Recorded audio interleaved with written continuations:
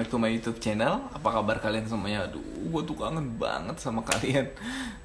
Udah hampir 10 hari gitu ya, nggak buat video gitu, nggak ngapa-ngapain.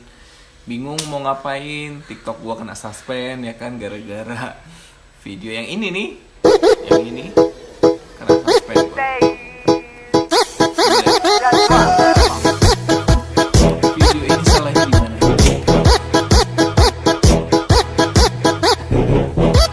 Tapi ya udahlah, nggak apa-apa. Kalau TikTok yang kena suspend, kalau balik syukur, nggak juga ya udahlah. Tapi udah hampir. Ini hari ke-8 TikTok gua belum kembali normal. Tapi gua hari ini nggak mau bahas tentang itu, karena gua hari ini mau bahas video di TikTok gua, edukasi sex education yang viral, yang viewersnya 1 juta. Nah, itu akan gua bahas lebih rinci di sini. So, jangan kemana-mana, keep watching ya.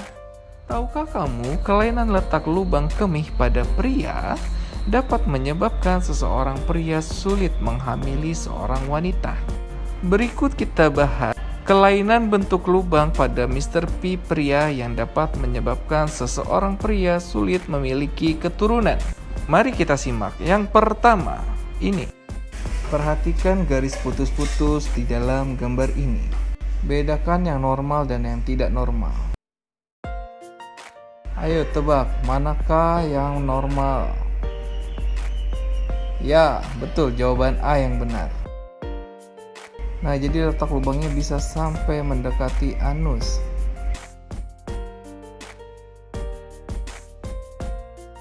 Bila anak Anda mengalami kelainan ini, segera periksa ke dokter.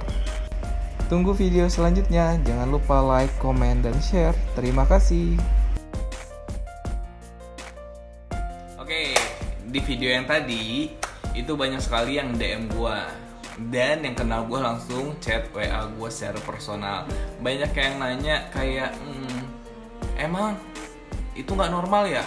Terus ada yang bilang, emang ada yang kayak gitu ya? Terus ada yang bilang, kok gue baru tahu sih? Ternyata lubang kemih itu letaknya gak semua sama, ada yang beda-beda gitu. Jadi banyak banget input-input atau chat-chat yang masuk nanyain hal itu. Dan gue juga baru tahu sih, baru sadar kalau ternyata banyak rakyat masyarakat Indonesia yang nggak paham akan hal ini gitu. Jadi hal ini sebenarnya harus kita ketahui untuk sebagai calon orang tua nanti ketika anak kita kalau memiliki kelainan anatomis dari letak lubang kemih untuk laki-laki atau pria gitu. Oke, kita bahas satu persatu dulu.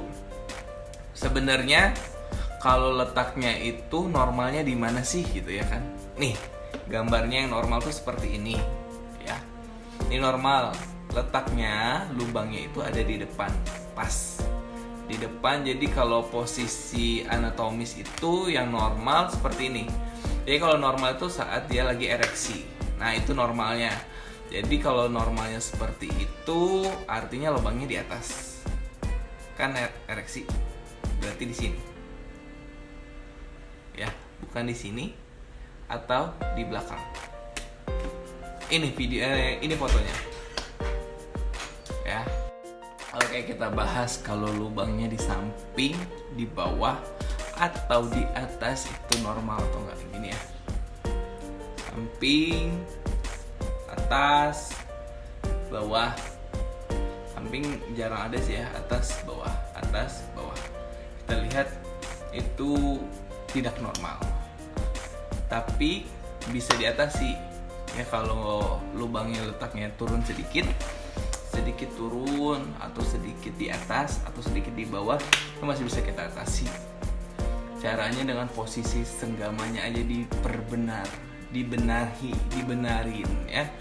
Jadi kalau lubangnya di bawah kepala dikit masih bisa, tapi yang nggak bisa kalau lubangnya terletak di batang penis. Kalau sudah di batang penis kayak gini, itu udah nggak bisa dibenerin. Artinya apa? Harus dioperasi.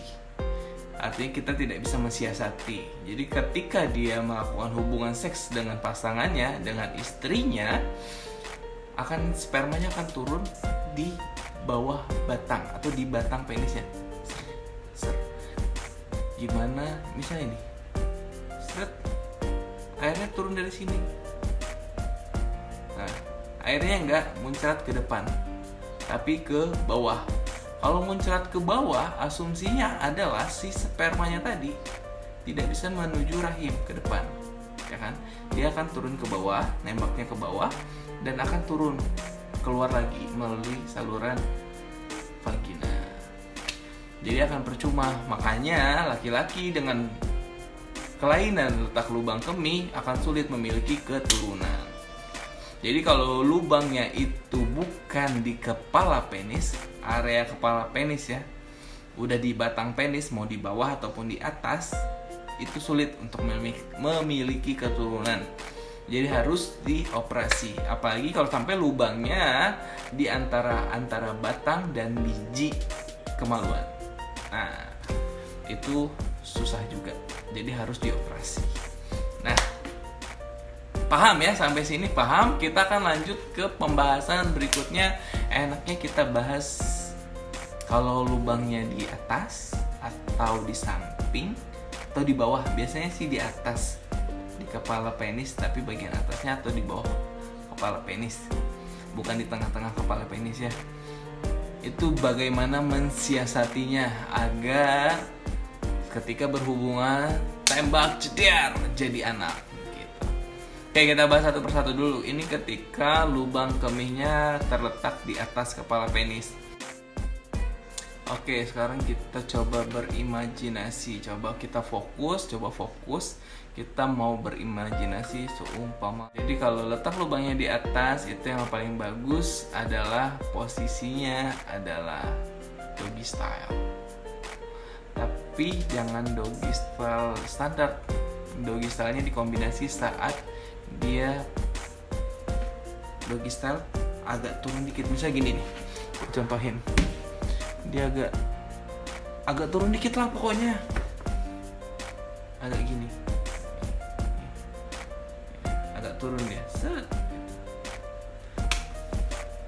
Posisi gue boleh nggak sih ngomong kayak gini? Posisi kalau kayak orang lagi sholat tuh kayak ruku tapi kayak sujud, setengah ruku. Nanti gue kasih gambarnya kayak gini deh, biar kalian imajinasinya lebih bagus.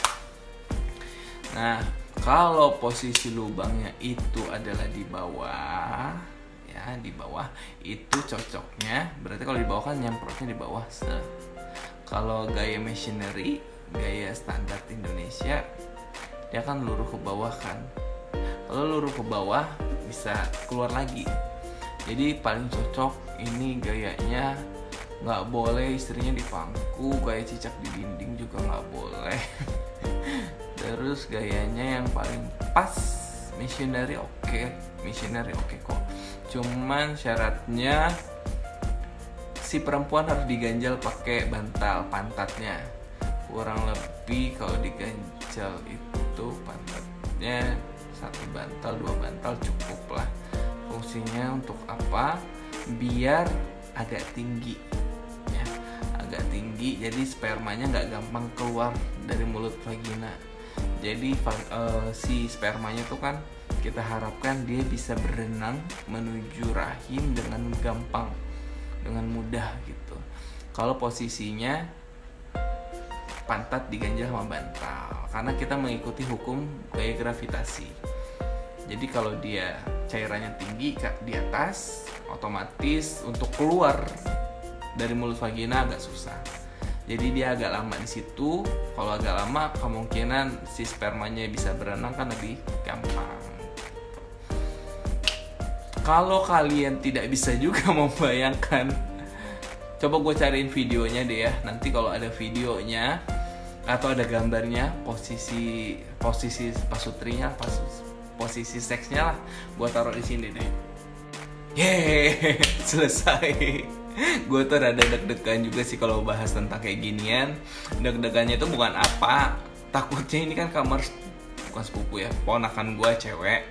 Kalau dia masuk ngeliat tingkah omnya kayak gini, gue malu.